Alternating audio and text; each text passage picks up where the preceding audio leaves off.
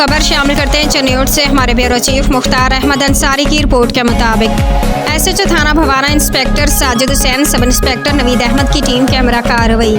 Police team ने Bawana Pensra road से मंशियात फरोश को गिरफ्तार कर लिया। गिरफ्तार मंशियात फरोश मुलजिम कमीलाबाद से 1400 ग्राम से ज़ायद चर्स बरामद हुई। गिरफ्तार मंशियात फरोश मुलजिम के खिलाफ थाना भवाना में मुकदमा दर्ज, मजीद तफ्तीश का अमल जारी। डीपी अब्दुल अहमद ने कहा कि जिला भर में मंशियात फरोशों के खिलाफ स्पेशल मुहिम के तहत क्रैकडाउन जारी है। मंशियात के मुकदमात की मयारी तफ्तीश को यकीनी बनाते मुलजमान को सजाएं दिलवाई जा रही हैं। एक बार फिर आपको बताते चले, एसएचओ थाना Bawana inspector Sajid Hussain, sub inspector Naveed Ahmad की टीम कैमरा कार्रवाई। पुलिस टीम ने भवाना पेंसरा रोड से मंशियात फरोश को गिरफ्तार कर लिया। गिरफ्तार मंशियात फरोश मुलजिम कमीलाबाद से 1400 ग्राम से ज़ायद चर्स बरामद हुई।